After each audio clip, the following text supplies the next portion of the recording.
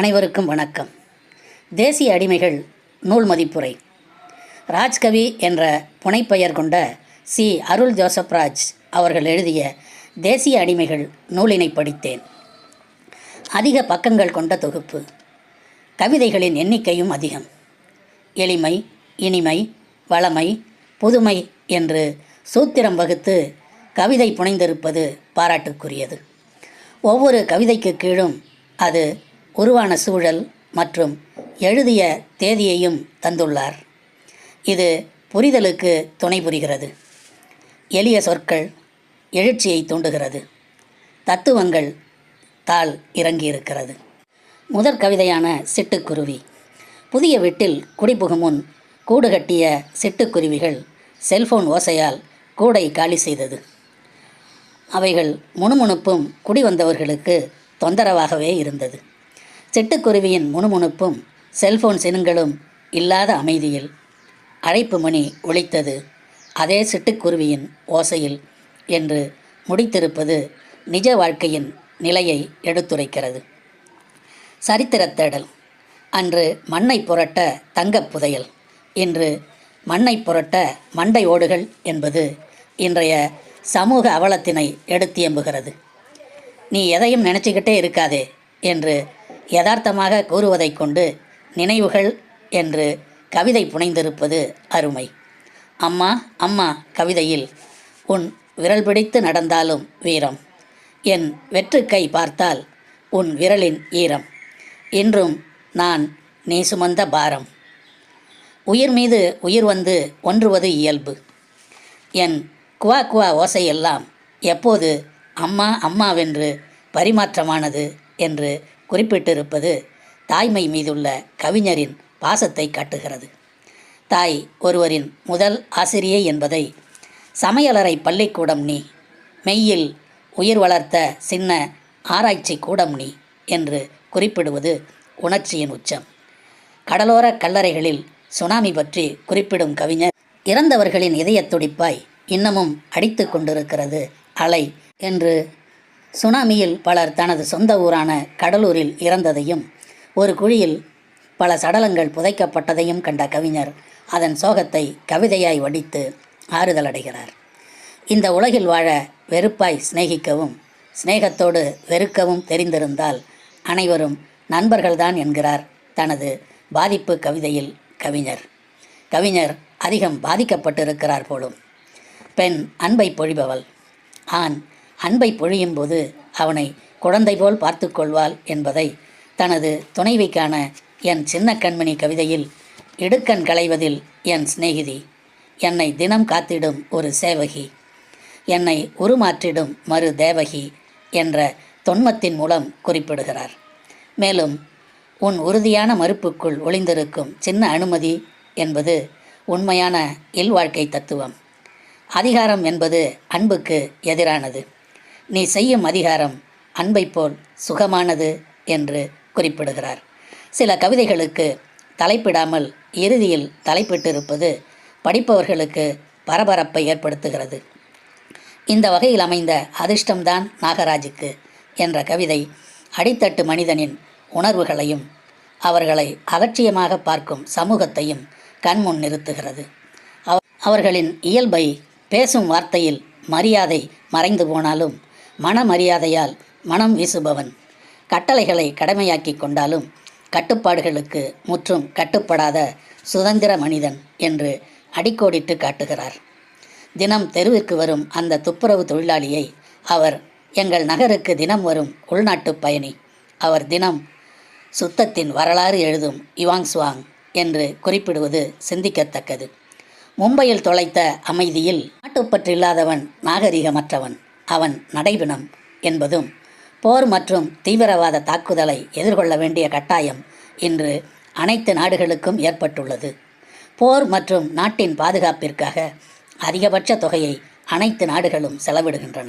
எனவே கவிஞர் இந்தியன் எப்படி இருந்தால் மரணமில்லை என்கிறார் பாருங்கள்.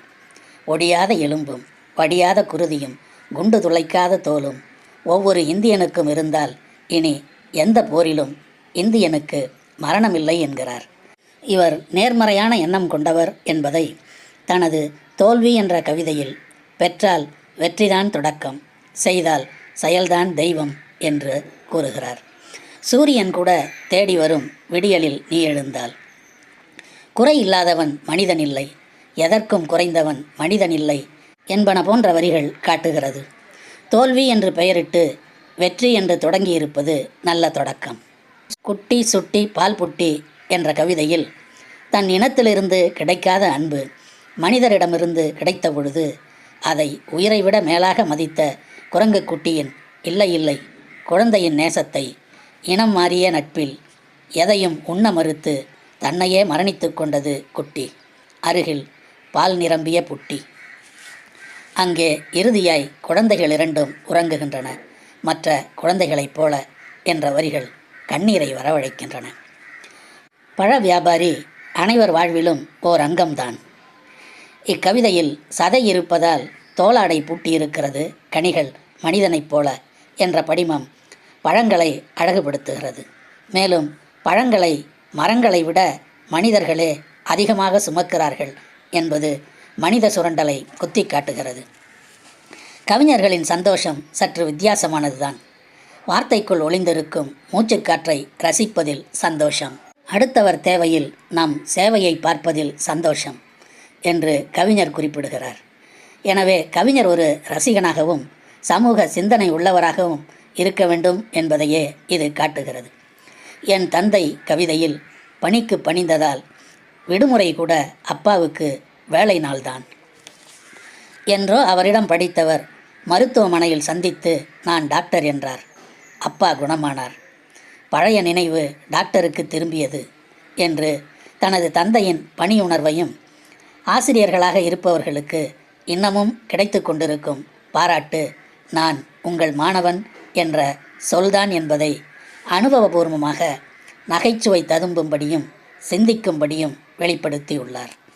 அவரது கண்கள் தானம் செய்யப்பட்டு உள்ளது.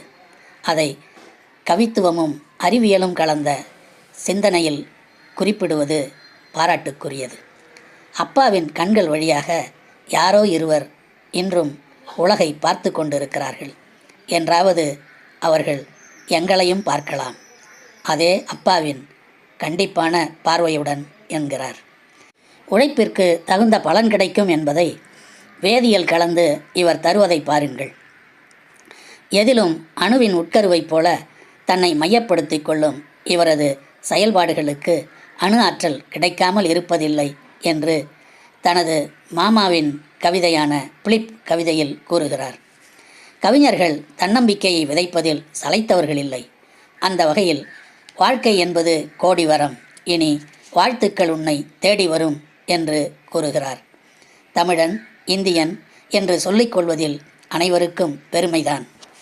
எங்கும் எதிலும் சிறப்பான், தடங்கள் வந்தாலும் தமிழன் தடமே பதித்து நிற்பான் என்கிறார். விபத்து நடக்கும் இடத்தில் ஓர் காக்கை கூட இல்லை என்று யதார்த்தமாக சொல்வதுண்டு. அதை காகம் என்று கவிதையாக்கி 108க்கு நன்றியும் கூறியிருக்கிறார். ஒவ்வொரு கவிதையையும் பொருத்தமான படங்களுடன் தானே வடிவமைத்திருக்கிறார். இடமாறு தோற்றப்பிழை என்ற கவிதையில் உள்ள படம் வெகு பொருத்தமாக உள்ளது. மாற்றுத்திறனாளிகளான பார்வையற்றவர்களை குறிப்பிடும் கவிஞர் அவர்களின் தன்னம்பிக்கையை பாராட்டுகிறார். போதும் போதும் உங்கள் இரக்கம், வாழ விடுங்கள் அல்லது வழிவிடுங்கள், மீண்டும் நான் மில்டனாய் பிறக்க வேண்டும், கவிதை வடிக்க வேண்டும், இனி நான் தடுமாறும் பொழுதெல்லாம் தமிழ் சுரக்க வேண்டும் என்பது நாம் தான் அவர்களுக்கு இடைஞ்சல் என்று சொல்கிறார். கவிஞர் மனிதர்களை 3ஆக வகைப்படுத்தி தளர்ச்சி விடு, முயற்சி எடு, சிரமப்படு, சிகரம் தொடு, உன்னை கொடு, விண்ணை தொடு.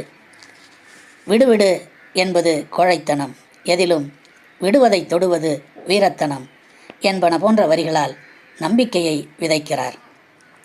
தேசிய அடிமைகள் கவிதையில் நடைபாதையில் தங்கள் வாழ்க்கையை நகர்த்தும் அவர்களை தினம் செத்து பிழைப்பதில்தான் இவர்களின் சொத்து குவிப்பு. உறவுகள் அன்பிற்கு அடிமைப்படும்போதுதான் இந்திய நடைபாதைகள் இந்த தேசிய அடிமைகளின்றி நிரந்தரமாக காலியாகவே இருக்கும் என்ற வரிகள் நெருடலை ஏற்படுத்துகிறது. ஒரு நல்ல கவிதை நூலை படித்த திருப்தி ஏற்படுகிறது. இதன் ஆசிரியர் ராஜ்கவியின் முயற்சிக்கு முற்றுப்புள்ளிகள் இல்லை. இந்நூலை தனது சமகாலத்தில் வாழ்ந்தவர்களின் வரலாற்று பதிவாகவே எண்ணுகிறார். இதனை தனது முன்னுரையிலும் குறிப்பிட்டுள்ளார். கவிஞரின் சமூக அக்கறையை இது காட்டுகிறது. இவர் இந்த தமிழ் உலகிற்கு மேலும் பல படைப்புகளை தர வேண்டும்.